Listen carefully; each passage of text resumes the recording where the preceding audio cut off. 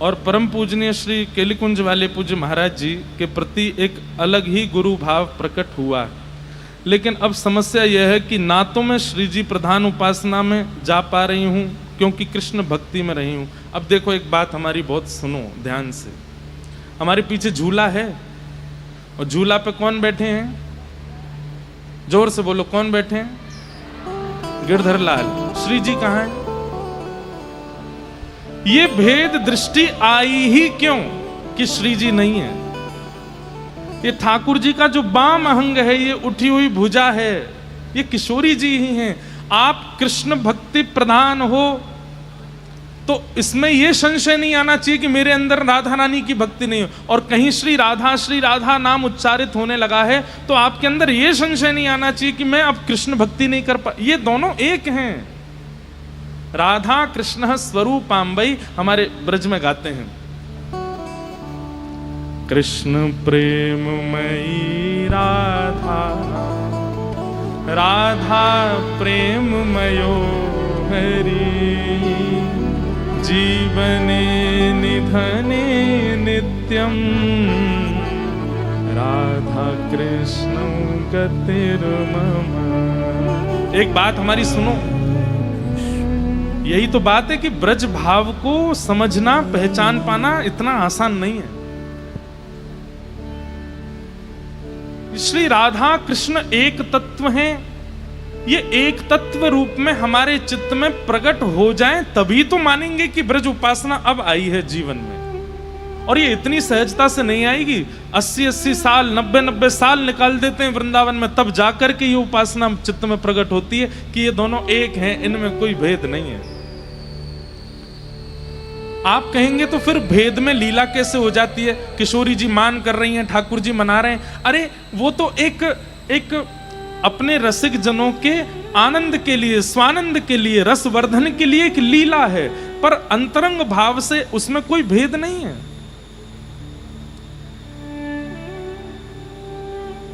ये दोनों एक ही हैं। आप यदि श्री राधा श्री राधा श्री राधा नाम जपते हैं तो आप नहीं जप रहे हैं, आपके चित्त में विराजमान श्री कृष्ण ही उसका उच्चारण कर रहे हैं। आप श्री कृष्ण कृष्ण कृष्ण उच्चारण कर रहे हैं तो आप नहीं कर रहे हैं, आपके चित्त में विराजमान श्री किशोरी जी उच्चारण कर रही हैं। इसलिए राधा कृष्ण की विलग भक्ति पहले तो होती ही नहीं है। हाँ, भक्तमाल जी में श्री हितरवंश महाप्रभु के लिए कहा गया, राधा नाम प्रधान पाछे कृष्ण उर धारे। वहां पर वो उन दोनों के प्रति कोई भेदभाव नहीं है, पर नाम अलग अलग है ना, इसलिए पहले राधा बोल रहे हैं, पीछे कृष्ण बोल रहे हैं, केवल इतना अंतर है। पर किशोरी जी को भजने वाला वो ठाकुर जी को नहीं भज पा रहा है, या ठाकुर जी को भजने वाला किशोरी जी को नहीं भज पा रहा, ये भेद बुद्धि नहीं होनी चाहिए। ये दोनों एक ही हैं,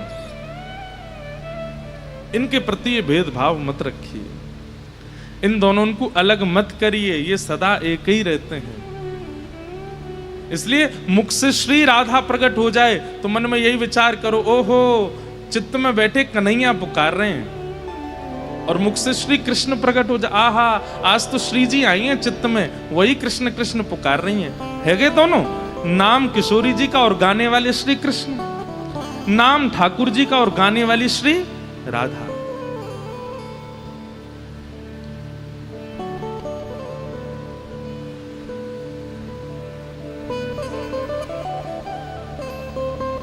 एक पद है ना, उसमें गाते हैं,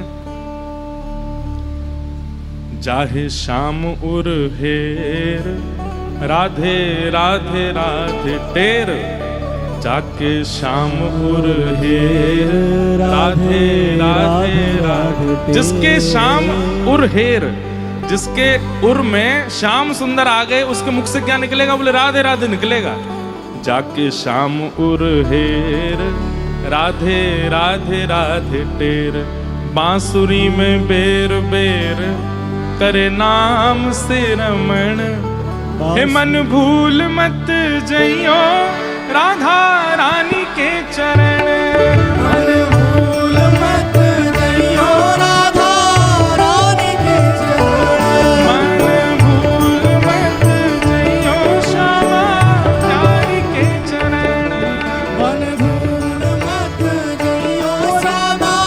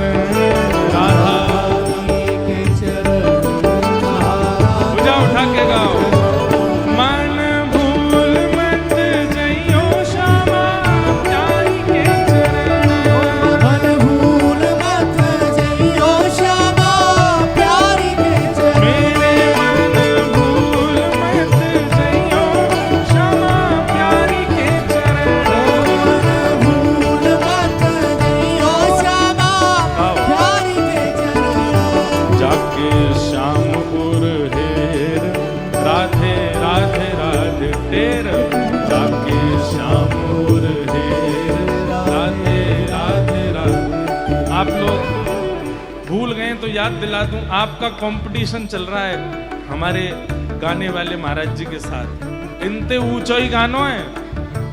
हो जाके शाम उर हेर राधे राधे राधे तेरा, जाके श्याम और हेर राधे राधे राधे तेरा, हो जाके शाम उर हेर राधे राधे राधे तेरा, श्याम और हेर राधे राधे तेरा। ओ बांसुरी में बेर बेर करे नाम से रमण, बांसुरी में बेर बेर नाम से रमण, बांसुरी में बेर बेर करे नाम से रमण, बांसुरी में बेर बेर नाम से रमण।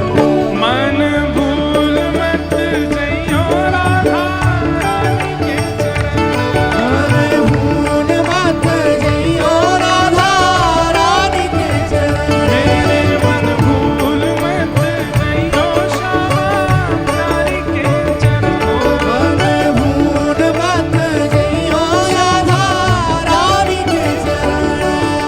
मेरे ठाकुर की बाकी ठकुरानी के चरण, मेरे ठाकुर की बाकी रानी के चरण, प्यारे ठाकुर की बाकी ठकुरानी के चरण, प्यारे ठाकुर की बाकी, रानी के चरण। मेरे मन भूल मत जइयो श्यामा प्यारी के चरण, भूल मत जइयो श्यामा प्यारी के चरण, मेरे मन भूल मत जइयो श्यामा प्यारी के चरण, भूल मत जइयो श्यामा प्यारी के चरण, मेरे मन भूल मत जइयो श्यामा प्यारी के चरण। भूल मत जइयो श्यामा प्यारी के चरण। बैठ जाओ, जहां खड़े हो वहीं बैठ जाओ। प्यारे ठाकुर की बाकी ठकुरानी के चरण। अब देखो एक एक नई बात बताते हैं, सुनना ध्यान से। हमारे ठाकुर जी टेढ़े काय को खड़े हैं, कई इसके पीछे बातें बताई जाती हैं, पर वास्तविकता यह है कि किशोरी जी, ललिता जी ठाकुर जी के किसी अंग को देखती हैं, विशाखा जी किसी अंग को देखती हैं, सब सखियों के कोई नेत्रों पे अटकी है, कोई नासिका पे अटकी है, कोई कानन पे अटकी है, कोई लटान पे अटकी है, कोई हाथन पे अटकी है, कोई चरणन में अटकी है। पर हमारी किशोरी जी जब जब ठाकुर जी के समीप आती हैं, उनकी दृष्टि यहीं पड़ती है, कमर पे। किशोरी जी ठाकुर जी की कमर ही देखती हैं। क्यों? ऐसे बिल्कुल राधा रमण जी जब उष्ण काल में, हमारे राधा वल्लभ जी राधा रमण जी जब कम कम वस्त्र पहनते हैं, उनकी कमर देखो कैसे बिल्कुल 8 बार भोजन करते हैं फिर भी पेट नहीं निकला इतना सा भी। ऐसे बिल्कुल महाराज, ऐसी कमर है ठाकुर जी की। तो ये टेढ़े, कमर से टेढ़े कैसे भय? किशोरी जी जब देखो वहीं देखती है। जब जब ठाकुर जी के सामने आती हैं, सर्वांगीण अंग का दर्शन सब लोग करते हैं, किशोरी जी भी करती हैं, पर किशोरी जी के नेत्र रुक जाते हैं कमर पे। अब इसके पीछे लीलात्मक भाव तो बहुत सारे हैं, लीला के भाव तो बहुत सारे हैं, लेकिन वास्तविक भाव क्या है? पूरे ब्रह्मांड को ठाकुर जी अपनी अंटी में बांध के कमर में ही रखते हैं। तो किशोरी जी कृपा करने के लिए कमर की ओर देखते हैं। पूरे ब्रह्मांड को ठाकुर जी ऐसे अंटी में बांध के फिर कमर पे बांध लेते हैं। तो किशोरी जी वहीं देखती रहती हैं, कौन पे कृपा करनी है, कौन पे अनुग्रह करना है, कौन पे न्याय करना है, कौन पे अन्याय न कर रखो, आदि आदि जो भी भाव। हमारे ब्रज में एक रास का पद गाते हैं, रास में चल श्यामा प्यारी, बाट सब देखें ब्रज नारी। रास में चल श्यामा प्यारी, बाट सब देखें ब्रज नारी। दिल्ली वाले हमारे कछु रसिक ज्यादा हैं, हमारे यहाँ रस पक्ष जल्दी प्रकट हो जाता है। जा अभिमान मत कर लियो या बात को, कि अभिमान है जा देखो हम तो बड़े रसिक हैं। तो रास में चल श्यामा प्यारी, बाट सब देखें ब्रज नारी। रास में चल श्यामा प्यारी, बाट सब देखे ब्रज तो नारी। पूरा पद नहीं गाएंगे, वो जिस दिन रास होगा ना कथा में उस दिन गाएंगे, लेकिन इसमें एक बीच में एक पंक्ति आती है। इतनी टेढ़ी मेढ़ी बात कर रहे ठाकुर जी, इतनी चिकनी चुपड़ी बात कर रहे, तो किशोरी जी बोली, सहज टेढ़ बतरान में टेढ़ो है तेरो अंग, सहज टेढ़ बतरान में टेढ़ो है तेरो अंग। बोले जैसे टेढ़े तुम्हारे पाँव हैं, जैसे टेढ़ो तुम्हारा मुख है, जैसा टेढ़ो तुम्हारा मुकुट है, और जैसी टेढ़ी ये कमर है ना, वैसी टेढ़ी आपकी बातें हैं। सीधी सीधी बात ना करो, टेढ़ी मेढ़ी बात करो। सहज टेढ़ बतरान में टेढ़ो है तेरो अंग। तो ठाकुर जी बोले, हे श्यामाजू, रचनाकार अपनी ही रचना की बुराई कर रहा है। क्या कह रहे हैं ठाकुर जी? रचनाकार अपनी ही रचना की बुराई कर रहा है। किशोरी जी बोली मतलब? बोले आप नहीं तो रचना करिए हमारी टेढ़ी मेढ़ी। बोले हमने कैसे करी? बोले तेरे कुटिल कटाक्ष ने मेरो तन कर दियो त्रिभंग। हे श्यामाजू, ये जो टेढ़ी टेढ़ी आप मेरी ऊपर कटाक्ष डारो, वही थे तो मेरो अंग टेढ़ो भयो है।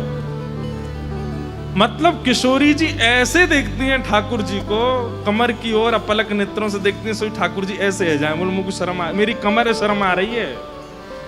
तो किशोरी जी चरणन की ओर देखें तो ठाकुर जी चरणन, बोले मेरे चरणन ने शर्म आ रही है। ठाकुर जी की मुख की ओर देखें तो ठाकुर जी अब मेरे मुख को भी शर्म आ रही है। किशोरी जी के मुकुट ही देख लूं तो मुकुट भी टेढ़ो है गयो। ऐसे ठाकुर जी बांके बिहारी है, संपूर्ण टेढ़े है गए। बड़े बड़े भाव हैं भैया हमारे ब्रज के।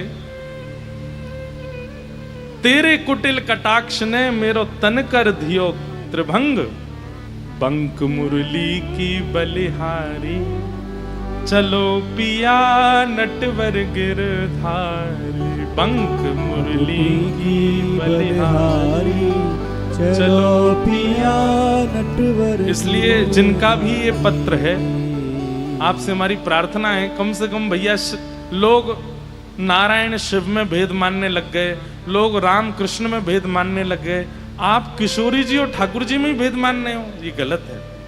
उनके आपके मुख से राधा राम निकल रहा है तो ये चित्त में बैठे कृष्ण ही पुकार रहे हैं। आपके मुख से कृष्ण नाम निकल रहा है तो चित्त में बैठी किशोरी जी आपकी सामर्थ्य कहाँ है बोलने की? इसलिए इन दोनों युगल में ये भेद मत रखो। किसी ने कहा क्या संत कृपा और गुरु कृपा दोनों भगवत दर्शन के लिए जरूरी हैं? ये जरूरी शब्द हटा दीजिए, अब बोलिए संत कृपा और गुरु कृपा भगवत दर्शन के लिए हैं। जरूरी, ये आपने प्रश्न क्यों किया कि जरूरी हैं? जब तक संत, कल ही हमने कथा में कहा था, चाहे जितने साधन कर लीजिए, चाहे जितने जप तप नियम कर लीजिए, लेकिन यदि गुरु प्रसन्न नहीं है, कोई वैष्णव प्रसन्न नहीं है, कोई रसिक आपके भाव से प्रसन्न नहीं है, तो ठाकुर जी मिलेंगे नहीं, भगवत दर्शन होगा नहीं। कहां तक कहें, श्री भक्तमाल जी में नाभाजी बार बार एक ही बात कहते हैं, क्या भूल करके भी किसी भक्त का, किसी रसिक का, किसी वैष्णव का अपराध मत करना। क्यों? चाहे आप जितने पवित्र हों, चाहे आपका साधन जितना अच्छा हो, चाहे ठाकुर जी आपसे जितने रीझे हों, लेकिन किसी संत भक्त वैष्णव का यदि आपने अपराध कर दिया तो मिलके ठाकुर जी बिछुड़ जाएंगे। कितनी बार ऐसा मैं कथा में कहता हूं कि कई लोगों की भक्ति में फ्लक्चुएशन आता है। कैसा फ्लक्चुएशन आता है? आज भक्ति बढ़ी फिर घट गई। सामने जितने भी लोग बैठे हैं उनसे हमारी प्रार्थना बिल्कुल ना तो बोले ना चले फिर बैठे रहें।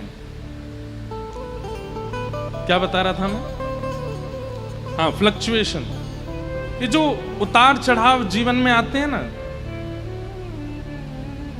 कई बार भक्ति में बड़ी गिरावट आने लग जाती है। जिन महापुरुष को आप रोज सुनते हैं, कई बार सुनते सुनते उन्हीं में ही दोष दिखने लग जाता है। जिन ठाकुर जी का आप नित्य दर्शन करते हैं, कभी कभी दर्शन करते करते करते करते करते करते उनमें भी दोष का भाव आने लगता है।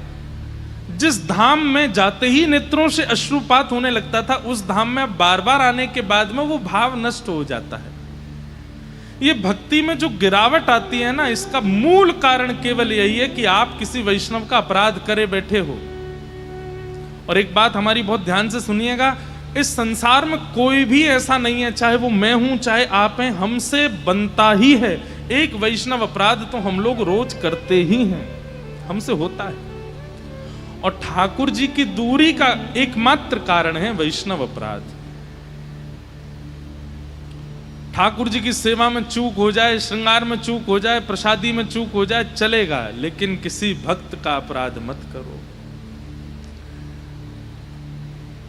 जो परमात्मा इतने कोमल हैं कि लक्ष्मी जब चरण दबाती है तो ठाकुर जी कहते हैं मुंह को दर्द है रो, ने हाथ ऊपर कर लो।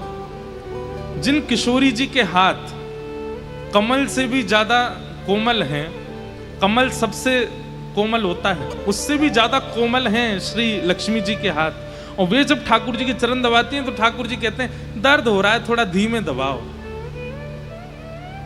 लक्ष्मी जी कहती है मेरे हाथ, जिनके आगे कमलों को भी शर्म आ जाती है, कमल भी मुरझा जाते हैं कि भाई लक्ष्मी जी के हाथ तो हमसे भी ज्यादा कोमल हैं, वो जब ठाकुर जी के चरणों पर रखे जाते हैं तो ठाकुर जी कहते हैं दर्द हो रहा है, धीरे दबाओ। तो ठाकुर जी ऐसा कहते हैं, वर्णन करते हैं कि किशोरी जी मतलब लक्ष्मी जी अपनी छाया से हाथ चरण दबाती हैं ठाकुर जी की। तब ठाकुर जी कहते हैं हाँ अब ठीक है। तो लक्ष्मी जी कहती है कितने कोमल हैं, कितने नाजुक हैं, ये विश्व का कल्याण कैसे करते होंगे, ये विश्व का पालन कैसे करते होंगे। लेकिन वही कमल नयन, कमल चरण, कमल हस्त, कमल मुख, सर्वांगीण अंग जिनका कमल जैसा है, वही जब अपने भक्त पर अपराध देखते हैं तो नृसिंह बन करके आ जाते हैं, जिनके रूप को देख करके देवी देवता भी थर थर कांप रहे हैं। क्यों? क्योंकि एक भक्त का अपराध हुआ, एक भक्त का अपमान किया जा रहा है। इतना विकराल स्वरूप ठाकुर जी ने धार। कल हम लोग जब देख रहे थे पिक्चर तो बार बार मेरे मन में भाव आवे, क्योंकि हम भी ऐसे ही करते हैं। हमारो लाला गिरधर लाल जी, मैं लाल जी तुम तो बड़े सीधे हो, तुम तो बड़े भोले हो, तुम तो बड़े नाजुक से हो। कहीं भी सेवा होती है, हमारे यहाँ सेवा में नियम है, जितने भी लोग ठाकुर जी की सेवा करें ध्यान से सुनना, सेवा में ठाकुर जी को अंगूठा लगाना मना है। ठाकुर जी को उठाते हैं, धरते हैं, विराजमान करते हैं, इत्र लगाते हैं, कोई भी सामग्री लगाते हैं, तो ऐसा कहते हैं कि अगर छोटा स्वरूप है ठाकुर जी का तो उसमें अंगूठा नहीं लगाना चाहिए, क्योंकि अंगूठे में बहुत बल का प्रयोग होता है और ठाकुर जी को श्रम हो जाता है। इतनी कोमलता से पुष्टि मार्ग में सेवा करी जाती ठाकुर जी की, अंगूठा मत लगाओ ठाकुर जी को। भले ही उन्होंने गिरिराज जी उठाए, भले ही कालिया नाग पर नृत्य किया है, भले ही वो राक्षसों को मारते हैं, भले ही वो कितने बलवान हैं, लेकिन ठाकुर जी इतने वास्तविक मूल स्वरूप में ठाकुर जी इतने कोमल हैं कि उनको अंगूठा लगाना भी अपराध माना गया है।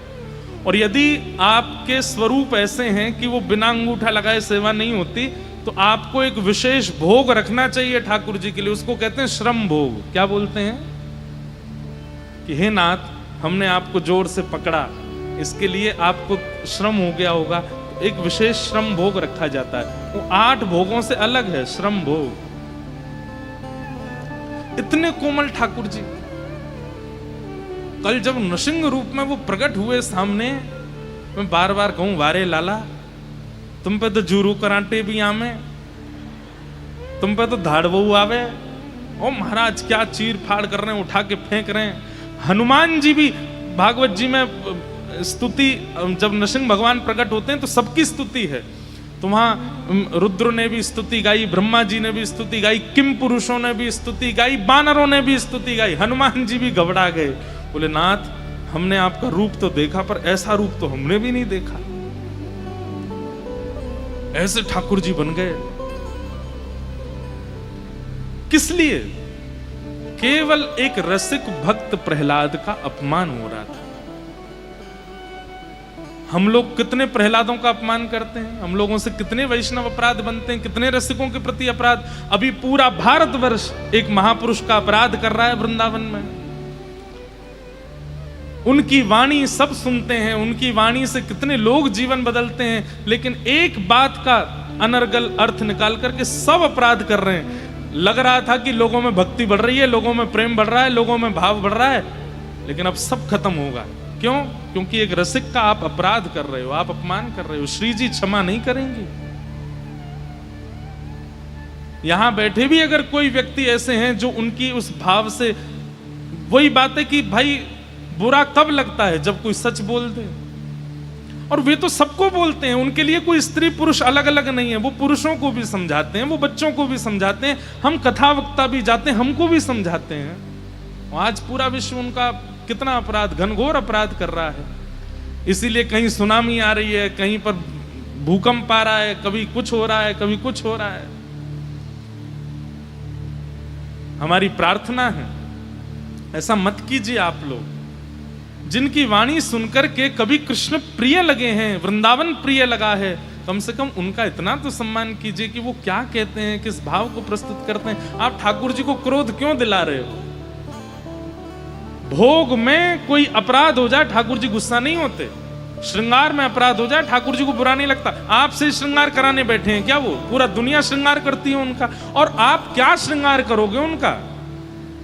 वास्तव में कोई श्रृंगार नहीं करता ठाकुर जी का।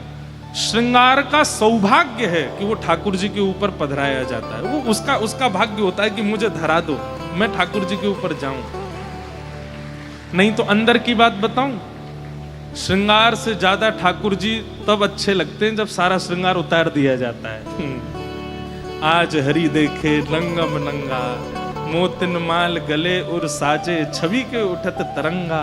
आज हरि देखे। वास्तव में तो श्रृंगार जब बहुत बड़ा बड़ा श्रृंगार होता है ना ठाकुर जी का, तो वो तो श्रृंगार का सौभाग्य है कि आज ठाकुर जी ने उस पर कृपा करी। आजा चल तू भी बैठ ले, तेरे भी भाग्य बढ़ा दूं मैं। जैसे कई लोग ज्यादा पॉपुलर होने के लिए प्रधानमंत्री के संग फोटो खिंचवा लेंगे, मुख्यमंत्री के संग फोटो खिंचवा लेते हैं। अब लोग बाग यूं कहें, देखो प्रधानमंत्री का सौभाग्य इन्होंने मेरे संग फोटो खिंचाए। आप कहोगे वाह ये कोई बात है? आपका सौभाग्य कि आप उनके साथ खड़े हो। ठीक वैसे ही नूपुर से लेके मुकुट तक ये पूर्व जन्म के कोई महापुरुष संत रहे हैं जो इस बार श्रृंगार बन के आए और ठाकुर जी ने इनको धारण करके इनको कृतार्थ किया। बाकी ठाकुर जी को श्रृंगार की आवश्यकता नहीं।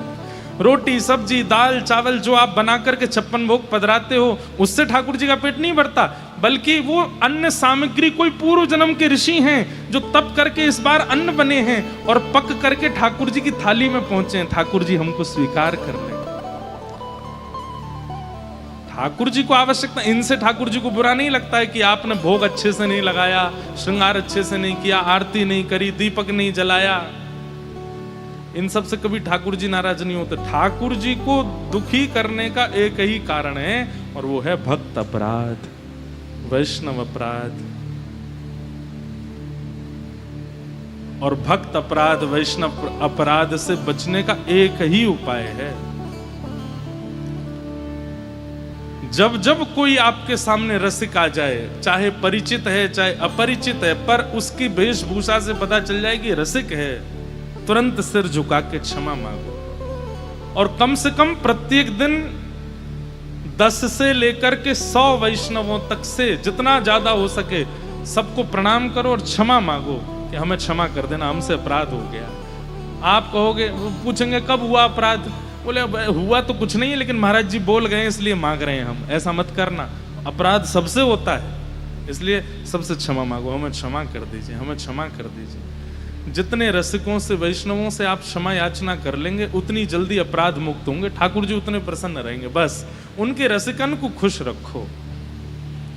तो आप जो ये कह रहे हैं कि क्या संत और गुरु कृपा भगवत दर्शन के लिए जरूरी है, ये प्रश्न नहीं है, ये उत्तर है। संत दर्शन गुरु दर्शन से ही भगवत दर्शन होगा, नहीं तो भगवत दर्शन नहीं होगा कभी भी। इसलिए इस बात को ध्यान लीजिए। आपने एक बार कथा में कहा था कि आप भक्ति पथ पर चलोगे तो संसार छूटेगा। तो क्या कथा श्रवण से और भक्ति पथ की आदि आदि भावों में जीवन में आने से संसार में टूटे हुए रिश्तों में मधुरता आएगी, ऐसा सोचना गलत है? मतलब मैं समझ गया बात। आप ये कहना चाह रहे हैं कि कथा सुन करके भक्ति पथ पर चल के भजन करके अपने जो संसारी संबंध हैं वो अच्छे हो जाएं, ये भावना रखना सही है कि गलत है? सूरदास जी कहते हैं, जैसे राखो तैसे रहूं, जैसे राखो तैसे। प्रार्थना प्रहलाद जी ने भी की है ठाकुर जी से कि ठाकुर जी मेरे पिताजी का स्वभाव बदल दीजिए। पर प्रहलाद जी ने अपने स्वार्थ के लिए नहीं किया कि मेरे पिताजी को इसलिए बदल दीजिए क्योंकि वो मेरे पिता हैं तो मैं और वो खुश रह सकें, इसलिए नहीं। उनका स्वभाव इसलिए मधुर कर दीजिए ताकि मैं अकेला भजन ना करूं, पिताजी भी मेरे साथ भजन करें। मीराबाई ने कभी भी अपने ससुराल पक्षियों की कभी शिकायत नहीं की ठाकुर जी से, बल्कि गिरधर गोपाल जी से प्रार्थना की मेरी ननद के, मेरे देवर का स्वभाव मधुर कर दीजिए ताकि ये भी आपकी भक्ति कर सकें। अपने स्वार्थ के लिए आप ठाकुर जी से नहीं मांग सकते कि इनका व्यवहार अच्छा कर दो ताकि मेरे से अच्छे रहें। घर का प्राणी कहा ना माने, मन मन खुशी मनाऊं। घर का प्राणी कहा ना माने, मन मन खुशी मना। भैया भक्ति में ये तो वरदान है कि लोग आपसे छूट रहे हैं, लोग आपसे विमुख हो रहे हैं, लोग आपको ब्लॉक कर करके जा रहे हैं। क्यों? आप रोज कथा की लिंक भेज देते हो उनको, ले कथा सुन, ले कथा सुन। आज महाराज जी क्या बोले, 2-4 दिन बाद दिखा उसकी डीपी दिखाई नहीं दे रही है, क्या हो गया? ब्लॉक कर दिया। उस दिन नाच लेना, जय हो श्री जी, जय हो मेरी कृपा में राधा रानी, आपने बड़ी कृपा करी, एक बार और कम किया जीवन से, एक व्यक्ति को दूर किया। अरे संसार के लोग मुझसे रूठे ना, मुझसे दूर जाए ना, इसके लिए किशोरी जी से प्रार्थना नहीं करनी, इसके लिए कथा नहीं सुननी, इसके लिए भक्ति पथ पर नहीं चलना है। किसी के स्वभाव में भक्ति आए इसके लिए प्रार्थना आप कर सकते हो, लेकिन वो व्यक्ति मुझसे अच्छा रहे इसके लिए प्रार्थना नहीं कर सकते आप। हाँ, ये बात हो सकती है कि हमारे पति का स्वभाव अच्छा हो जाए ताकि वो मुझे कथा में जाने से रोके ना, ये बात हो सकती है। मतलब कहीं ना कहीं केंद्र में भक्ति हो तो आप मांग सकते हो किसी की मधुरता का भाव, लेकिन वो आपके लिए अच्छा हो जाए ऐसा, इसके लिए तो भक्ति फिर स्वार्थ की हो जाएगी। तो ऐसे ऐसे भाव हैं, सबको हम प्रणाम करते हैं। कल बंधुओं एक बात और आई थी, वो कह करके चलें।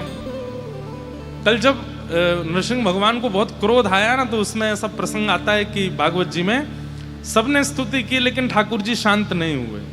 तब प्रहलाद जी गए और प्रहलाद जी ने जाकर के भगवान की स्तुति गाई, बहुत सुंदर स्तुति गाई प्रहलाद जी ने। अब क्योंकि पिक्चर में 1-2 जगह तो श्लोक प्रयोग किए, पर प्रहलाद जी की स्तुति का जो श्लोक है ना, इतना सुंदर है। कई बार मैं जब बोलता हूं वो श्लोक तो नेत्र सजल हो जाते हैं। प्रहलाद जी कहते हैं,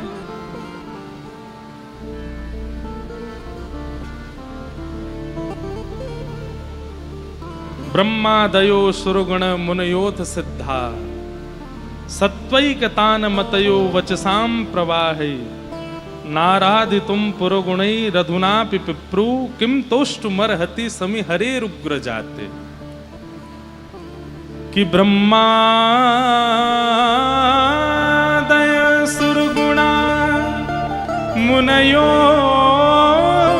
सिद्धा, सत्वैकतान मतयो वचसाम प्रवाहे।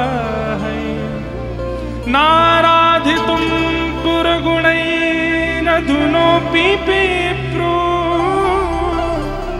किम तुष्टुमर्हति समय हरिरुग्र जाते। इतना बोला है प्रहलाद जी ने, इतने में तो नरसिंह भगवान लुट गए प्रहलाद जी को। वो प्रहलाद जी क्या कहते हैं वो जब प्रहलाद चरित्र आएगा तब मैं उसका विस्तार ज्यादा करूंगा। लेकिन कल मेरे मन में एक बात आ रही थी वहां बैठे बैठे, और मैंने वहां जब पिक्चर पूरी हुई तो मैंने बोला भी वो बात। मैंने कहा कि भैया आज मन में आ रहा था कि सब डर डर के भाग गए, कोई भी नरसिंह भगवान का क्रोध शांत नहीं कर पाया, तब प्रहलाद जी ने आकर के स्तुति गाई और नरसिंह भगवान का क्रोध शांत हुआ। हम ठाकुर जी से प्रार्थना करेंगे कि हे ठाकुर जी, अगले कल्प में जब भी नरसिंह अवतार हो तो हमको प्रहलाद जी का मित्र बना देना।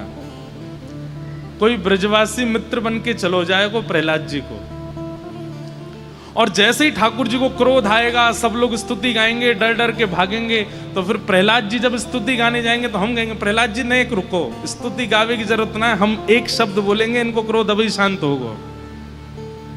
और जब नरसिंह भगवान क्रोध में घुर्रा रहे होंगे, अपने नाखूनों को ऐसे कर रहे होंगे, तब हम जोर से बोलेंगे बोल वृषभानु के जमाई की।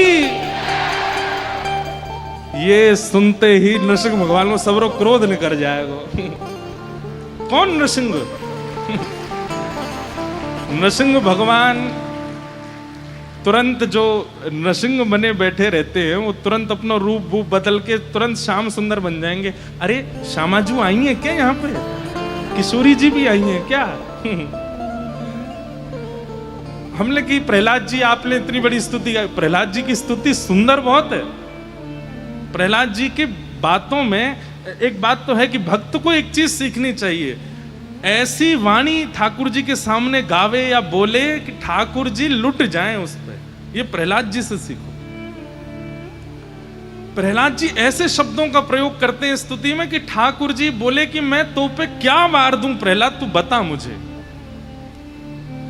लेकिन कल बैठे बैठे मन में मेरे वहीं बैठे बैठे मन में आया कि हे प्रहलाद जी चिंता नहीं करो, अगली बार मैं भी रहूंगा आपके संग, और अगली बार जैसे इनको क्रोध आएगा आप स्तुति गाने जो मैं कहूंगा रुको ने, और कान में बता दूंगा जोड़ते मेरे संग यही बोल दो, एक शब्द में नरसिंह भगवान शांत हो जाएंगे, तुरंत बिल्कुल अपने कृष्ण रूप में आ जाएंगे। एक बहुत सुंदर पद है हमारे ठाकुर जी गाते हैं। कौन गाते हैं? मीराबाई के पद सुने हैं आपने, सूरदास जी के पद सुने, अब ठाकुर जी को पद सुनो। ठाकुर जी क्या गाते हैं? बहुत सुंदर भाव है।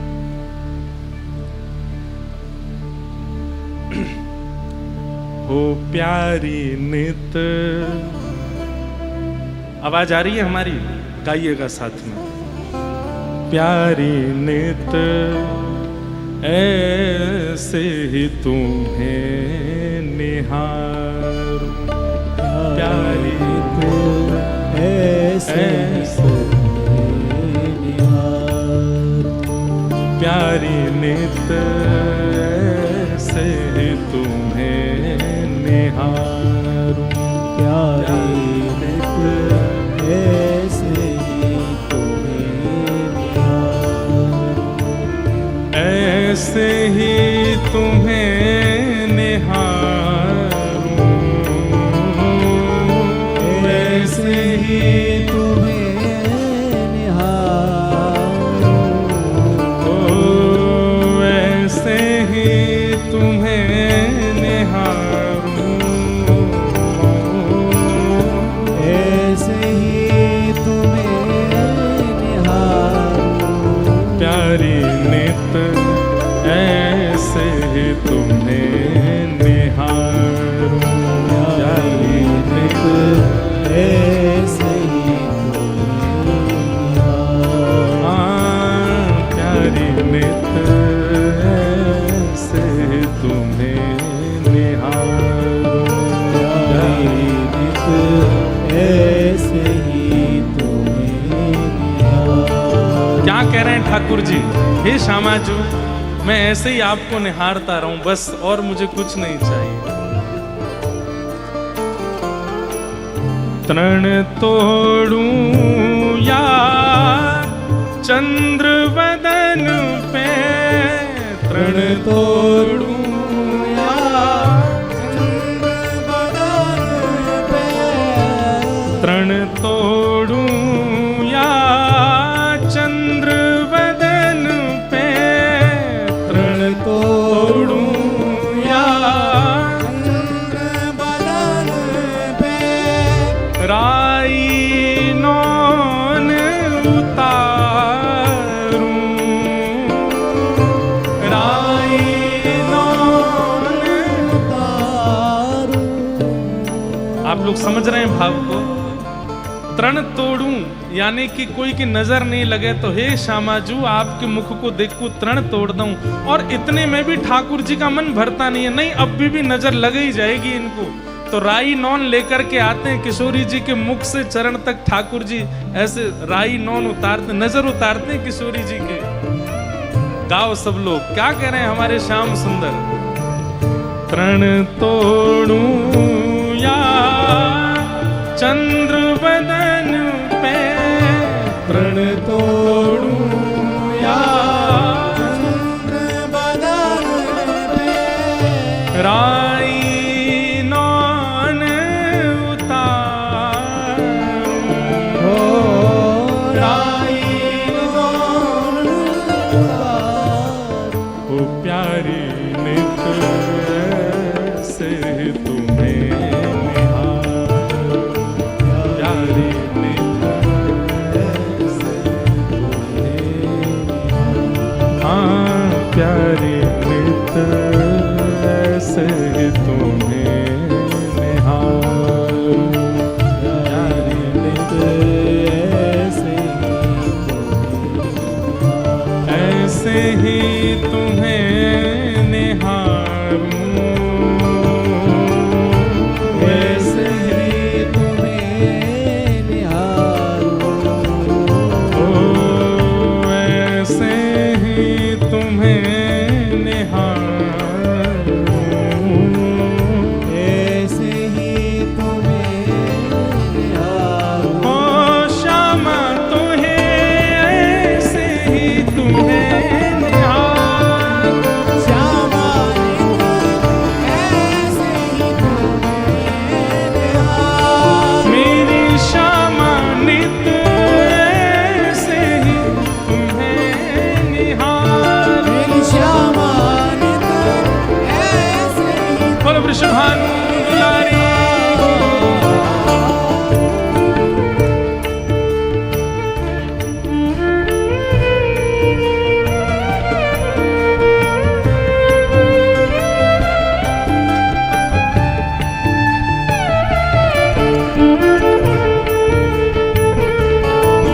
करताल बजाते आओ।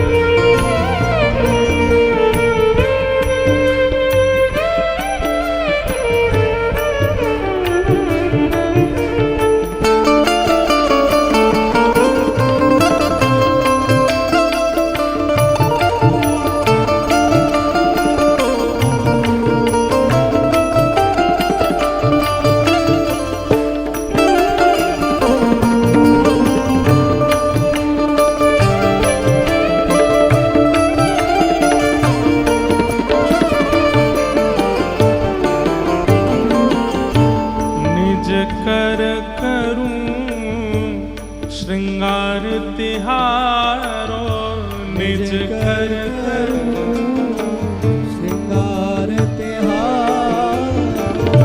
निज कर करूं श्रृंगार तिहारो, निज कर करूं श्रृंगार तिहार। मुख पे भ्रमर विदारूं, मुख पे भ्रमर विदार। इसका अर्थ यदि आपको समझ आ गया तो आप शहंशाह हो। मुख पे भ्रमर विदारूं, शब्द में कई बार स्पष्टीकरण नहीं होता है, लेकिन उपमा छुपी होती है। ठाकुर जी क्या कह रहे हैं? मुख पे निज कर करूं श्रृंगार तिहारो, मुख पे भ्रमर विदारूं। मुख से भ्रमर विदारूं, विदारूं मतलब दूर करूं। और भ्रमर किसको कहते हैं? जो पुष्प के ऊपर जाकर के मंडराता रहता है। मानो ठाकुर जी किशोरी जी से कह रहे हैं कि हे श्यामाजू, ये भौरे भी इतने भौरे हैं, पुष्पों पे भ्रमर करते करते कई बार आपके मुखमंडल के आसपास, आपके मुखमंडल को पुष्प समझ के भ्रमर डोलते रहते हैं। मुख पे भ्रमर विदारूं।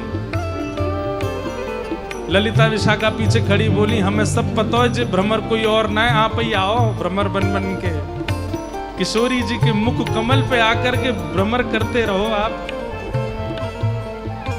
ठाकुर जी उपमा दे रहे हैं, हे श्यामाजू, आपका मुखमंडल किसी पुष्प से कम नहीं। अरे पुष्प भी लज्जा करते हैं आपके मुख को देख के, क्योंकि ये भ्रमर साक्षी हैं, आपके मुख के पास भ्रमण करते रहते हैं, क्योंकि ये आपके मुख को पुष्प जानते हैं। निज कर करूं श्रृंगार तिहारो, निज कर करूं श्रृंगार तिहारो, मुख पे भ्रमर विदारूं, मुख पे भ्रमर विदारूं। हे नारायण जब तुम कछु गाओ, नारायण जब तुम कछु गाओ, नारायण जब तुम कछु गाओ, नारायण जब कछु गाओ, मैं ढिंग साज सवारूं, मैं ढिंग साज सवार, ओ मैं ढिंग साज सवारूं,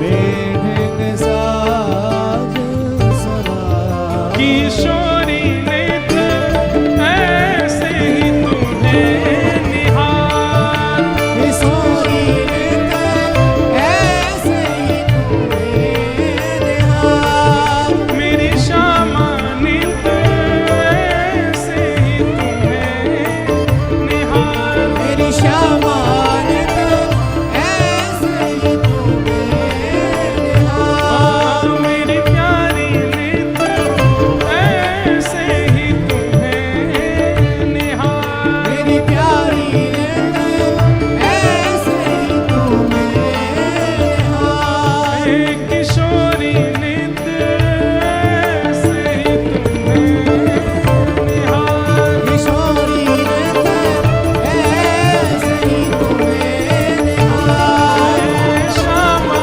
नित ऐसे ही तुम्हें निहार, मेरी श्यामा नित ऐसे ही तुम्हें निहार, मेरी प्यारी नित ऐसे ही तुम्हें निहार। मेरी प्यारी नित ऐसे ही तुम्हें निहार। नारायण जब तुम कछु गाओ, नारायण जब तुम कछु गाओ। हे श्यामाजू, जब आप आनंदित होके कुछ गाने लग जाओ, तो जब आप गाने लग जाते हैं, तो जब आनंदित व्यक्ति गाता है तो सुध बुध भूल जाता है। मेरे केश कैसे हो रहे हैं, मेरे वस्त्र कैसे हो रहे हैं, चुनरी कैसे हो रही है। तब ठाकुर जी कह रहे हैं, नारायण जब तुम कछु गाओ, तब मैं क्या करूं? मैं ढिंग साज सवार, मैं आपके इर्द गिर्द बैठ करके आपके वस्त्र को, आपकी अलकन को, आपके केशन को, आपके आव भाव श्रृंगार को मैं संभालता रहूं। क्यों? ऐसे ही तुम्हें निहार, तेरी श्यामा ऐसे ही तुम्हें निहार। तो नृसिंह भगवान के क्रोध को दो ही लोग शांत कर सकते हैं, या तो श्री प्रहलाद जी या कोई ब्रजवासी। क्योंकि ब्रजवासी किशोरी जी को नाम बोल देगा, ठाकुर जी शांत रह जाएंगे। इसका अभिप्राय क्या है?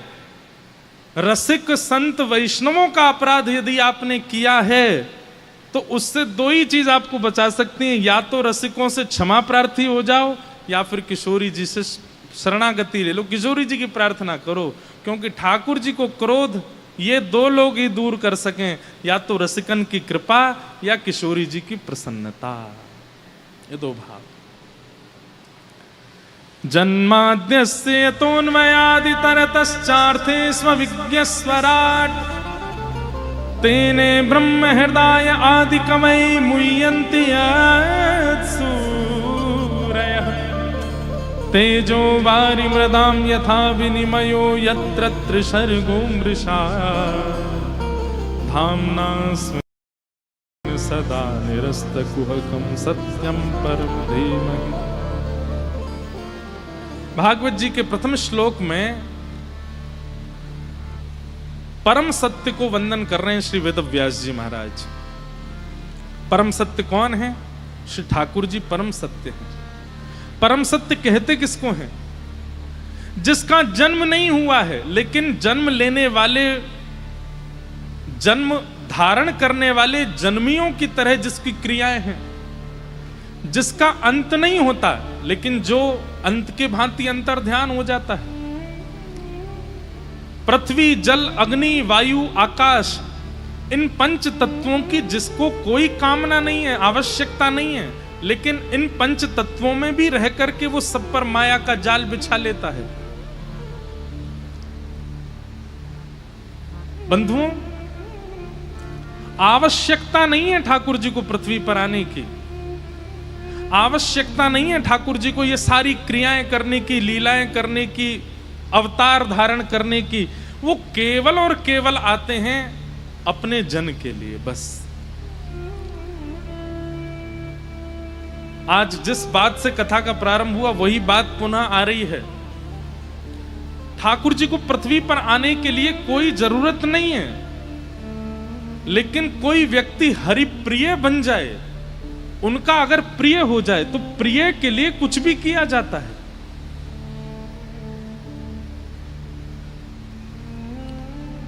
आधी रात कितने लोग बुला लें, आप सबके लिए थोड़ी जाओगे, लेकिन कोई अत्यंत प्रिय बुला ले तो व्यक्ति को सबसे प्यारी होती है नींद। मेहनती व्यक्ति को, आलसी को नहीं होती। मेहनत करने वाले को, जो पूरे दिन बेचारा श्रम करता है, उसको नींद बहुत प्यारी होती है। उसको लगता है मैं सो लूं थोड़ा, कल भी मुझे परिश्रम करना है। तो 1 घंटा 2 घंटा 3 घंटा लाली बैठ जा, ले लूंगो तो ते चित्र ले लूंगो, बैठ जा।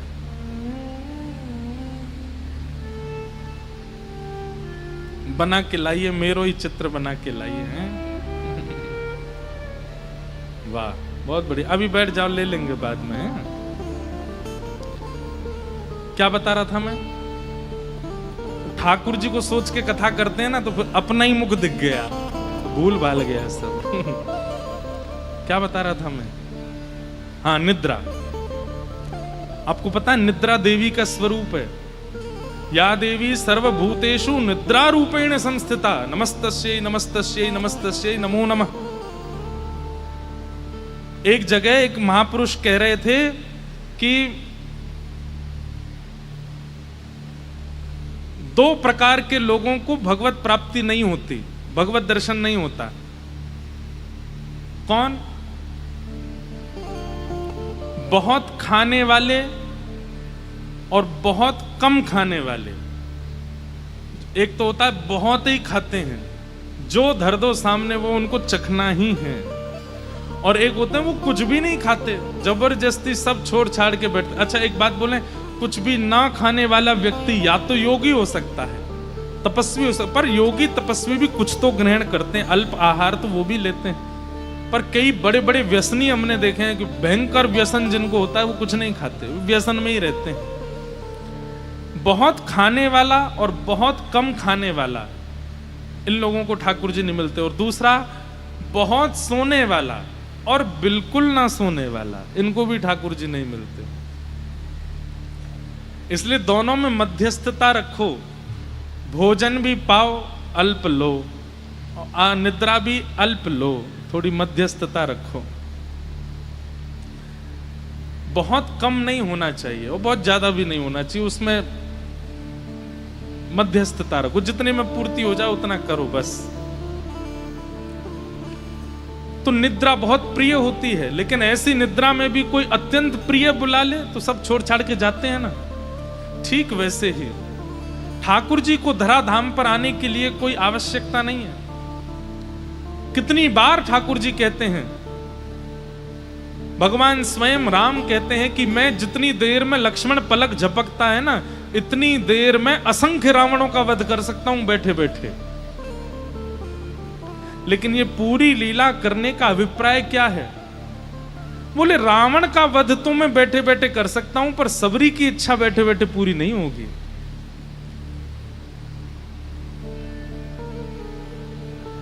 रावण कुंभकर्ण का वध तो बैठे बैठे हो सकता है, पर विभीषण पर अनुग्रह बैठे बैठे नहीं होगा।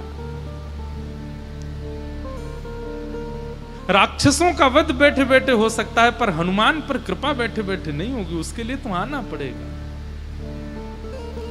हिरण्यकश्यप को मैं बैठे बैठे मार सकता हूं, लेकिन प्रहलाद पर कृपा करने के लिए तो मुझे जाना पड़ेगा।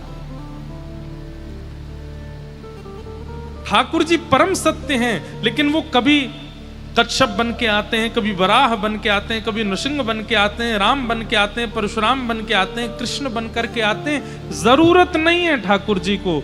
उस काल में कोई हरिप्रिय हुआ है जिसके लिए ठाकुर जी आए हैं।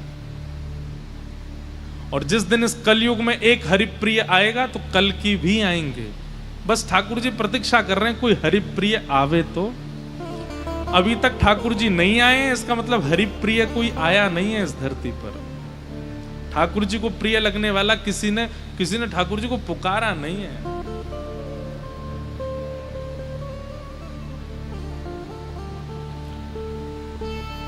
ऐसे परम सत्य परमात्मा जो पृथ्वी जल अग्नि वायु आकाश को भी अपने वश में रखते हैं, जिनको जन्म लेने की आवश्यकता नहीं है, जिनकी कभी मृत्यु नहीं होती है, वो परम सत्य हैं। लेकिन एक किसी परम वैष्णव की इच्छा की पूर्ति के लिए अवतार धारण करके आते हैं, अनुग्रह करते हैं, कृपा करते हैं।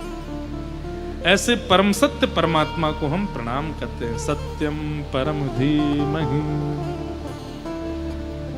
सत्य ठाकुर जी को संबोधित किया जाता है, उस समय हमको ये बात मन से समझनी है कि इनको कोई आवश्यकता नहीं है, पर सारी आवश्यकताएं प्रकट करते हैं केवल हमारे सुख के लिए। आप लोग अपने घर की सेवा में ठाकुर जी का बिस्तर इसलिए मत बनवाया करो कि ठाकुर जी उस पर सोएंगे तो उनको आराम मिलेगा। हाँ, ये सूक्ष्म भावना तो होनी ही चाहिए, पर ठाकुर जी उस पर पौड़ते अपने सुख के लिए नहीं है। आपको ठाकुर जी को सुलाने में आपको सुख मिलेगा, इसलिए ठाकुर जी सोते हैं, उनको आवश्यकता नहीं।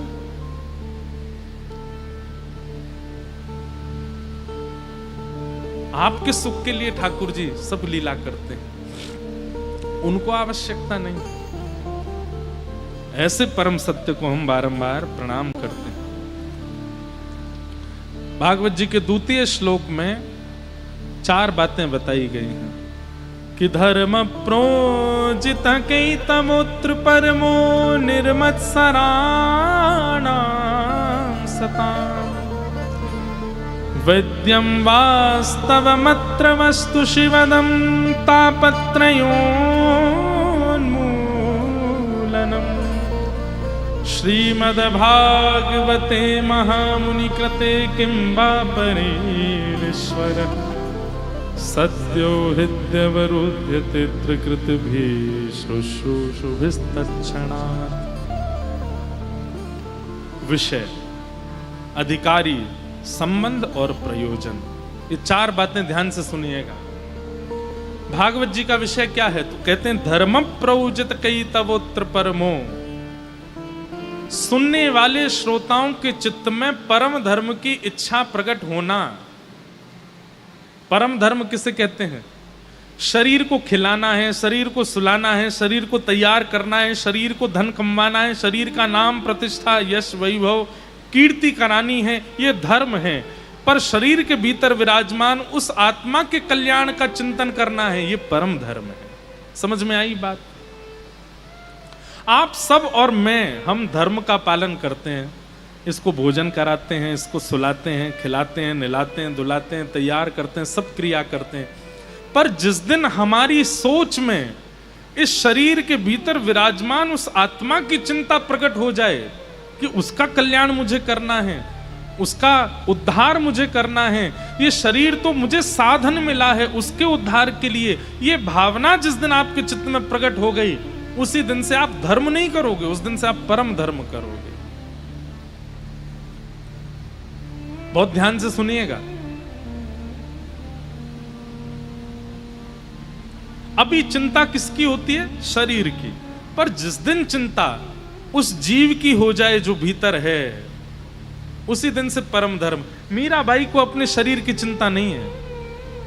आप किसी भी वैष्णव भक्त का नाम बोलिए और उसके चरित्र में हम आपको स्पष्ट कर देंगे कि उनको शरीर की चिंता नहीं थी।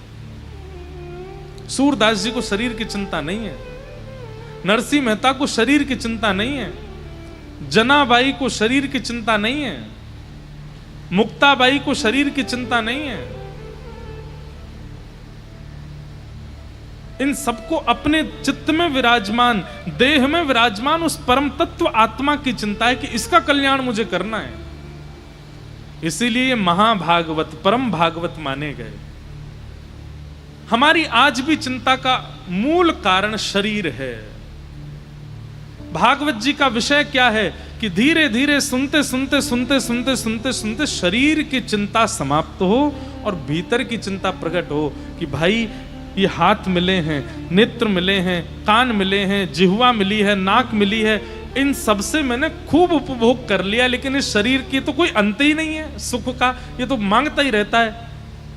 अब क्यों ना इन साधनों से भीतर विराजमान उस आत्मा के कल्याण का मैं विचार करूं, उसका मुझे उद्धार करना है।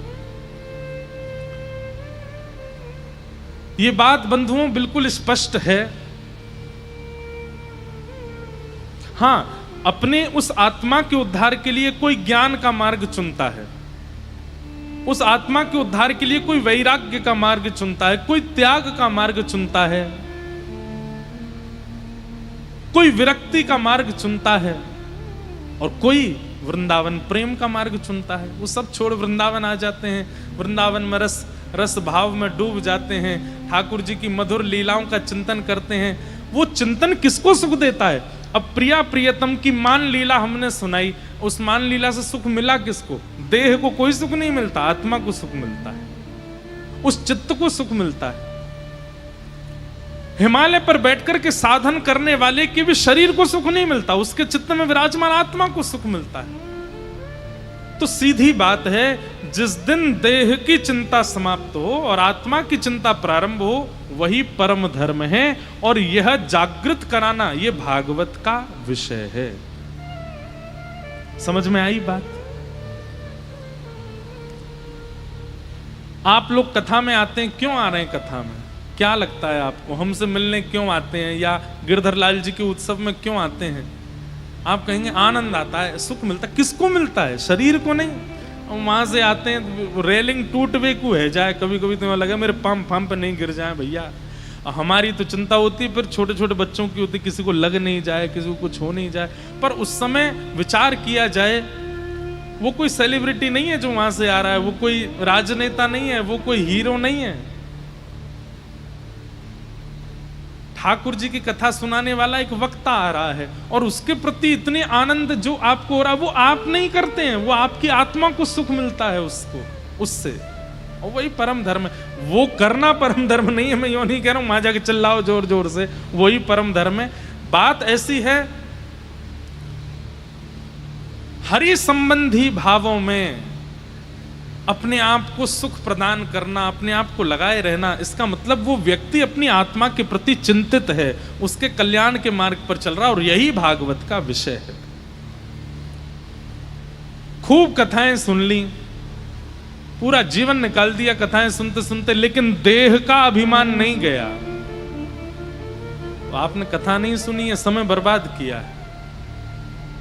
श्रीमद् भागवत में एक कथा आती है, बहुत ध्यान से सुनिए सब लोग, इधर देखो।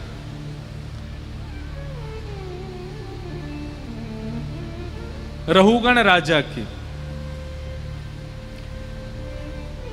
एक रहुगण नाम का राजा था, रोज कथा सुनने जाता था कपिल मुनि के आश्रम। लेकिन उसके कथा सुनने का मूल उद्देश्य क्या था? विश्व को यह बताना कि मैं कथा भी सुनता हूं, मैं राजा होते हुए भी कथाओं में जाता हूं, मैं राजा होते हुए भी सत्संग करता हूं।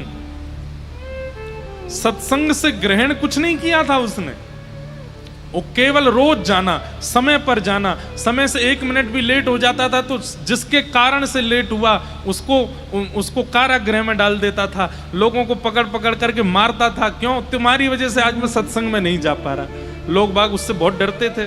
उसके जितने भी सैनिक और सिपाही थे वे सब कहते भैया समय पे सब काम करना, कथा में समय से नहीं गए तो हमारे राजा बड़े नाराज होते हैं। सुनने वाले लोगों को लगता था भाई बहुत बड़ा भक्त है, बहुत बड़ा भगवत स्मरण करने वाला कोई राजा है। बताओ कथा में विलंब हो जाए तो नाराज होता है। लेकिन इतनी कथाएं सुनने के बाद भी देह का अभिमान नहीं गया। उसके लिए ठाकुर जी ने एक परम भागवत श्री जड़ भरत जी महाराज को भेजा पृथ्वी पर। जड़ भरत जी की कथा तो बहुत बड़ी है, पर 3 जन्म लगे उनको। पहले वो भरत थे, फिर वो हिरण बने, फिर उसके बाद जड़ भरत बने। तो जड़ भरत बन करके वे एक दिन उसी राजा के यहाँ पर पहुंचे तो राजा ने उनको पकड़ करके अपनी पालकी में लगाया। फिर कोई घटना घटी जिसके कारण वो भरत जी पे ही नाराज हो गया। तब जड़ भरत जी ने कहा, अरे मूर्ख, ये दिखावा करते हो कथा में जाने का। इतने सालों से तुम कथा सुन रहे हो लेकिन तुम्हारे विचारों में, तुम्हारी बुद्धि में, तुम्हारे व्यवहार में कथा जैसे लक्षण नहीं आए।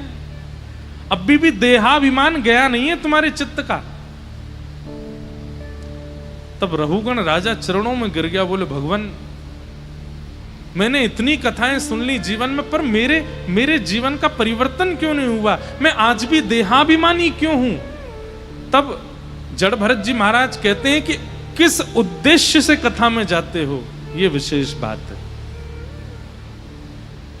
केवल सुनने जा रहे हैं, केवल समय व्यतीत करने जा रहे हैं, मनोरंजन की भावना से जा रहे हैं तो कोई फर्क नहीं पड़ेगा। लेकिन चित्त में ये भावना धारण करके जाएंगे कि इस शरीर में विराजमान उस आत्मा का उद्धार होना चाहिए, इस भावना से कथा में जाओगे तो धीमे धीमे चिंता प्रकट होगी, धीमे धीमे चिंता ही चिंतन में लगाएगी और उस चिंता चिंतन दोनों से देह में विराजमान उस आत्मा का कल्याण करोगे।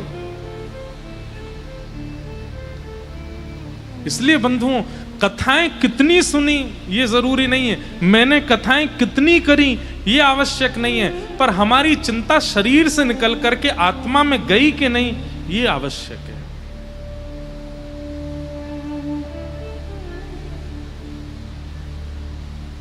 हमें तो पद याद आ जाते हैं बार बार। एक बहुत सुंदर पद है, ब्रज के हमारे एक बड़े अच्छे विद्वान हैं श्री वसंत शास्त्री जी, अभी विराजमान हैं, वल्लभ कुल के आचार्य हैं। उनका रचित पद है, कोई गोपी ठाकुर जी से प्रार्थना कर रही है।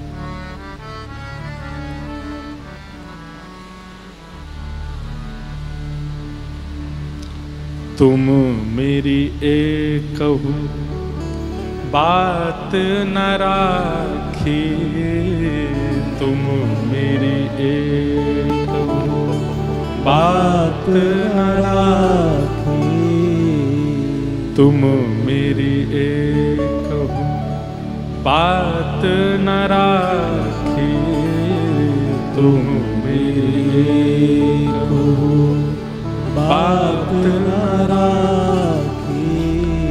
जब जब मैं तुम सो कछु मांग्यो, जब जब मैं तुम सो कछु मांगो, मौन गयो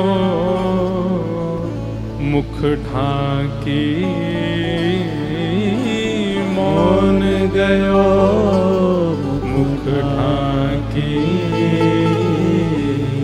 तुम मेरी एक बात न राखी, तुम मेरी एक ब्रज की गोपी कह रही है ठाकुर जी से।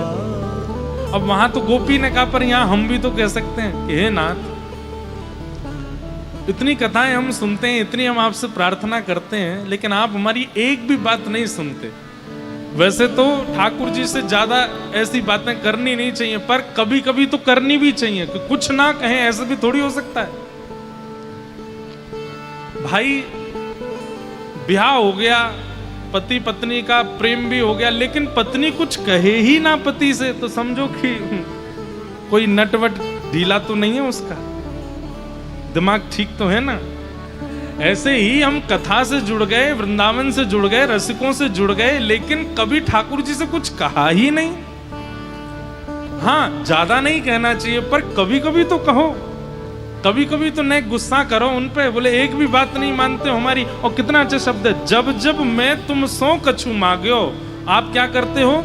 मौन गयो मुख ढाकी, मुख ढक करके मौन चले जाते, सुनते नहीं हो हमारी बात को। हम आपसे कोई संसार तो मांग नहीं रहे। ओ भैया, संसार मांगने वाले इस पद को याद मत कर लेना।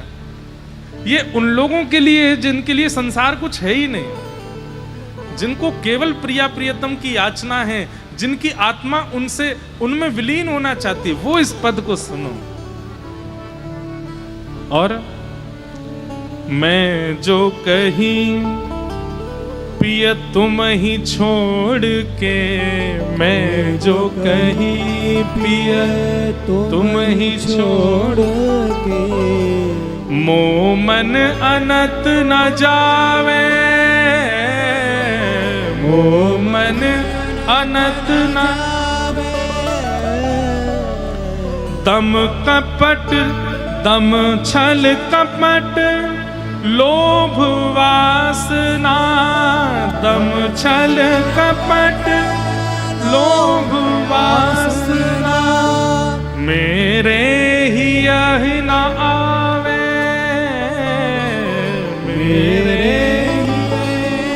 हे नाथ, अब इस संसार के लायक मैं रह नहीं गया हूं, मेरे अंदर दम्भ नहीं आ पाता है। लोग चाहते हैं कि मैं दम्भ से रहूं, छल करूं, कपट करूं, लोगों के बीच में रहने के लिए थोड़ा चतुर बनूं, मुझसे ये सब होता नहीं है नाथ।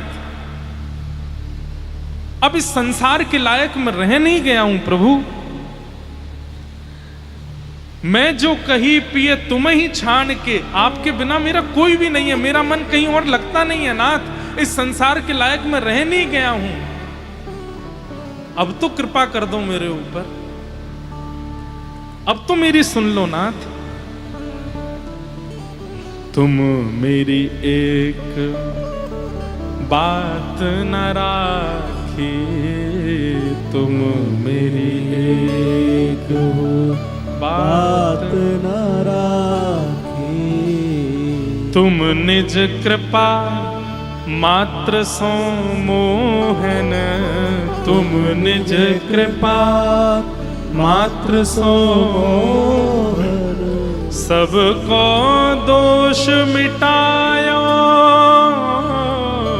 सबको दोष मिटायो, ऐसो कहा तुम्हारो बिगाड़ो, ऐसो कहा तुम्हारो बिगाड़ो, जो मोहे बिसरायो, जो मोहे बिसरायो, तुम मेरी एक बात न राखी, तुम मेरी एक बात न राखी। आपकी एक कृपा की कोर से कितनों का उद्धार हुआ नाथ। सब पर आप कृपा कर देते हैं, एक क्षण एक दृष्टि से उसका उद्धार कर देते हैं आप। और मैं इतना अभागा हूं कि आप मुझ पर एक कृपा की कोर नहीं कर सकते। मैंने आपका क्या बिगाड़ा है नाथ, जो आप ये कृपा दृष्टि, दया दृष्टि मुझ पर कभी नहीं करते हो। कभी कभी ठाकुर जी से शिकायत होनी चाहिए। और क्या कह रहे हैं? वेद पुराण संत यो भाकत, वेद पुराण संत यो भाकत, दया सिंधु हरि राय, दया सिंधु हरि राय। वेद पुराण संत जन सब चिल्ला चिल्ला के बोलते हैं, क्या बोले? दया की सिंधु है। सिंधु मतलब समुद्र हैं ठाकुर जी, दया का समुद्र हैं, पर मुझे दिखाई नहीं देती आपकी दया। वेद पुराण संतियों भागत, वेद पुराण संतियों भागत, दया सिंधु हरि राय, दया सिंधु हरि राय। मेरे ही बेर परे क्यों लोगों, मेरे ही बेर परे क्यों लोगों। आप दया के सिंधु हो, लेकिन जब मैं सामने आ जाता हूं आपकी दया जाने कहां अंतर ध्यान हो जाती है। ये मुझ पर दया करने में आपको इतनी दिक्कत क्यों है नाथ? मुझे त्यागने में आपको लज्जा नहीं आती है? सब पर सबको स्वीकार करते हो, सबको ग्रहण कर लेते हो, सब पर कृपा करते हो, पर मुझे त्याग देते हो। आपको जरा भी मन में ये नहीं आता कि ये भी तो मेरा है, इसको मैं क्यों त्यागूं? त्यागत लाज न आवे, त्यागत लाज न आवे, तुम मेरी एक बात न राखी, तुम मेरी बात न राखी। मेरे एक सहारे तुम ही, मेरे सहारे तुम ही। जो हूँ तुम्हें न पाऊं, जो तुम्हें न पाऊं। हे नाथ मेरे केवल आप हो, और अगर मैं आपको भी प्राप्त नहीं कर पाया तो धिक्कार है मेरे जीवन को। मेरे जीवन का आसरा कोई और नहीं है, मैं किसी और के आश्रय में नहीं हूं। मेरे एक सहारे तुम हो, मेरे सहारे तुम हो। जो हूँ तुम्हें न पाऊं, जो हूँ तुम्हें न पाऊं। हे नाथ आप मेरे आश्रय हैं और मैं आपको भी प्राप्त नहीं कर पाया तो बसंत भव सिंध ही डूबत, तो बसंत भव सिंध डूबत। मैं भव सागर में डूब जाऊंगा यदि मैं आपको प्राप्त नहीं कर पाया तो। लेकिन फिर अंत में ठाकुर जी को थोड़ा डरा देना है, क्या? मैं तो डूबूंगा ही, लेकिन साथ में तुम रोहु नाम डुबाऊं, तुम रोहु नाम डुबाऊं। अरे भैया इस भवसागर में कौन डूब गया? ठाकुर जी की निरंतर कथा करवे वारो इंद्रेश डूब गए हैं। मैं डूबूंगा तो ठाकुर जी याद रखियो तुम्हारो नाम भी डूबेगा। प्रहलाद जी कह रहे हैं नाथ अगर मैं डूबा तो आपकी भी लाज जाएगी। क्यों? बोले कौन डूबा? कोई ये नहीं कहेगा कि हिरण्यकश्यप का पुत्र प्रहलाद। अरे हरि का स्मरण करने वाला प्रहलाद डूब गया। हे नाथ अगर मैं इस भवसागर में डूब गया, इसको क्या बोलते हैं? ठाकुर जी को हम क्या दे रहे हैं? धमकी दे रहे हैं कि हे नाथ इतनी कथाएं सुनने के बाद, इतना जप करने के बाद, इतना आश्रय लेने के बाद, इतनी परिक्रमा करने के बाद, इतने रसिकों के चरण रज लेने के बाद भी अगर मैं डूब गया, अकेला नहीं डूबूंगा, हम तो डूबेंगे सनम, तुमको भी ले डूबेंगे। हम तो जाएंगे ही जाएंगे, तुम्हारा नाम और ले जाएंगे संग में। बोले आपका नाम का आश्रय था तब भी डूब गए।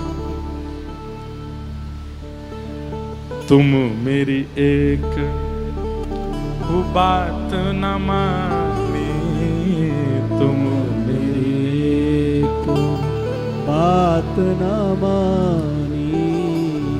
ऐसे भाव ठाकुर जी के सामने गाने का अधिकार आपको है केवल महीना में एक बार, रोज नहीं।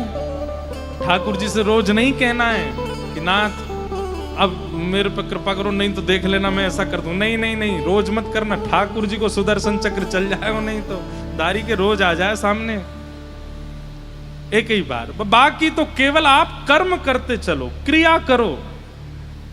भाई जो नौकर होते हैं ना, वो पगार महीना में एक ही दिन मांगते हैं, बाकी दिन क्या करते हैं? साफ सफाई करना या जो भी काम उनका है वो करते रहेंगे। अपने स्वामी को दिखाएंगे, देखो हमने सब बढ़िया करके रखा है, जब हमारा दिन आवे बस उस दिन हमारी जो पगार है वो हमको दे देना, हमारी जो सैलरी है वो हमको दिलवा देना। ऐसे ही आप नाम का आश्रय लो, आप भजन करो, आप धाम में जाओ, ठाकुर जी की सेवा करो, सत्संग करो, करते रहो, चुपचाप कुछ नहीं बोलना। याद रखना कि महीना कौन से दिन पूरा हो रहा है, और जिस दिन महीना पूरा हो उस दिन ऐसी बात ठाकुर जी से कहनी है, नाथ तुम मेरी एक बात न राखे, तुम मेरी एक बात न राखी। आप हमारी बात नहीं मानते हो ठाकुर जी, तभी तो अनुग्रह नहीं कर रहे हो। महीना में एक बार ठाकुर जी से कहेंगे तो ठाकुर जी को भी लगेगा कि देखो महीना भर तो कुछ बोलता नहीं बेचारा, एक ही बार तो बोलता है, चलो इस पर कृपा करो। रोज बोलने वाले से तो भागा जाता है दूर, रोज ही पीछे पड़ा रहता, कुछ करता धरता है नहीं, पीछे और पड़ा रहता मेरे। तो महीना में कोई एक बार कुछ मांगे तो देने में हमको बुरा नहीं लगता, चलो दे देते हैं। तो इसलिए एक ही बार कहो, बाकी तो केवल अपने नियमों का पालन करो। रोज रोज ठाकुर जी से नहीं कहना, केवल एक बार कहना। तो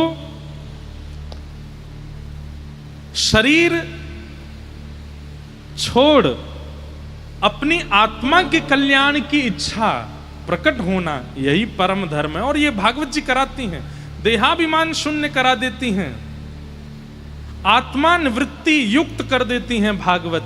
आपको चिंता होने लग जाती, अब तो मेरे जीवन के बहुत कम समय रह गया, अब मैं कितनी जल्दी अपना कल्याण कर लूं, बस ये चिंता प्रकट हो जाती है।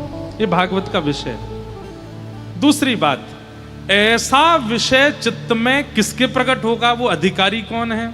तो कहते हैं निर्मत्सराणाम सताम, जिसके चित्त में मात्सर्य दोष नहीं है। मात्सर्य मतलब ईर्ष्या। मैं बंधुओं हर कथा में कहता हूं, आज भी कहूंगा, कामी व्यक्ति ठाकुर जी को एक दिन अपने भजन से प्राप्त कर लेगा। उसके अंदर अगर काम दोष था, ठाकुर जी नजरअंदाज कर देंगे। किसी के अंदर बहुत क्रोध दोष है, ठाकुर जी उसको भी नजरअंदाज कर सकते हैं। किसी के अंदर लोभ है, ईर्ष्या है, आदि आदि लोभ है, ममत्व है, आदि आदि दोष हैं, ठाकुर जी उनको एक बार को नजरअंदाज कर सकते हैं। लेकिन यदि कोई व्यक्ति ईर्ष्यावालू है, ईर्ष्यावान है, उसको ठाकुर जी प्राप्त नहीं। और सुनिए, ईर्ष्या भी किससे? वैसे तो ईर्ष्या किसी से भी अच्छी नहीं है, पर उस ईर्ष्या में कोई व्यक्ति अगर कहीं भक्त है, आपको किससे ईर्ष्या है? किसी वैष्णव से ईर्ष्या है, तो भूल ही जाओ कि स्वप्न में भी ठाकुर जी मिलेंगे। सामान्य ईर्ष्या वाले को तो कभी नहीं मिल सकते, पर भक्त से ईर्ष्या रखने वाले से तो स्वप्न में भी नहीं मिलेंगे ठाकुर जी। इसलिए कोई और दोष यदि आपके चित्त में है तो चिंता मत कीजिएगा, लेकिन यदि ईर्ष्या का दोष चित्त में है तो फिर ठाकुर जी की लिस्ट में आपका नाम नहीं है, आप मिल नहीं पाओगे। ठाकुर जी का कभी दर्शन, भगवत साक्षात्कार नहीं हो पाएगा आपको। क्यों? क्योंकि चित्त में ईर्ष्या है, ईर्ष्या भाव प्रिय नहीं ठाकुर जी को। तो अधिकारी कौन है? सारे दोष चित्त में हैं, उसको भी भगवत दर्शन का अधिकार है, लेकिन ईर्ष्यालु को अधिकार नहीं है। इसलिए ईर्ष्या का दोष मत लाइएगा चित्त में। और अगर किसी के चित्त में ईर्ष्या का दोष है, आप सब जान गए होंगे कि मेरे चित्त में मीठी ईर्ष्या है किसी के प्रति, तो आज से नाम जप, आज से भगवत कथा, आज से सेवा, सब उसी के प्रति करो कि ये ईर्ष्या चित्त से जाए। ईर्ष्या प्रिय नहीं ठाकुर जी को। कहते हैं कि जब जयदेव महाप्रभु ने गीत गोविंद की रचना की थी तो एक और बड़े कवि थे, उनको जयदेव महाप्रभु की रचना से ईर्ष्या हो गई और उस रचना से ऐसी ईर्ष्या हुई कि उन्होंने भी एक गीत गोविंद महाकाव्य लिख दिया, उस विद्वान ने भी। और गीत गोविंद महाकाव्य लिख करके पूरे जगन्नाथपुरी में जा जा करके सबसे कहा वो गीत गोविंद है, अरे उससे अच्छे शब्द, उससे अच्छी व्याख्या, उससे अच्छी धुन मैंने बनाई है, इसका पाठ करो। गीत गोविंद उस कवि ने भी ठाकुर जी के लिए ही लिखा है और निसंकोच शब्दों का जो चयन किया गया था वो बहुत सुंदर था। जो रचना की गई थी वो जयदेव महाप्रभु की रचना से भी थोड़ी सी विलग थी, अद्भुत थी। कई लोग उसके प्रभाव में आने लगे और कई लोग मूल गीत गोविंद को छोड़ करके जो एक नए कवि ने गीत गोविंद लिखा है ईर्ष्या में आकर के उसका पाठ करने लगे। किसी ने जाकर के श्री जगन्नाथ महाप्रभु के सामने वो नया वाला गीत गोविंद गा दिया। जैसे ही उस गीत गोविंद का गान किया ठाकुर जी ने अपने कपाट बंद कर लिए, जबकि गाया ठाकुर जी का ही यश जा रहा है, लेकिन ठाकुर जी को सुनने में अच्छा नहीं लगा।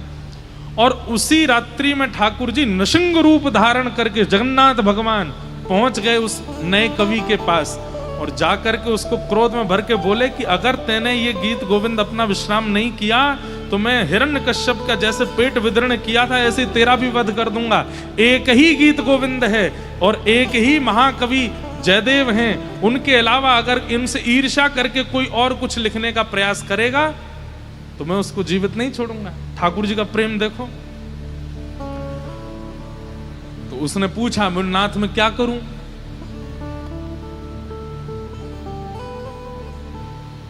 आपका ही तो यश गाया। बोले लेकिन तुमने ईर्ष्या युक्त होकर के गाया है, तुम जयदेव महाप्रभु से ईर्ष्या करते हो। तुम यदि रचना करते मेरे प्रेम में पढ़ के करते, ईर्ष्या करके नहीं करते तो मैं स्वीकार करता, पर तुम्हारी रचना में मैं मूल आधार नहीं हूं। जयदेव महाप्रभु से अच्छा करना है ये आधार था, ये मुझे प्रिय नहीं है।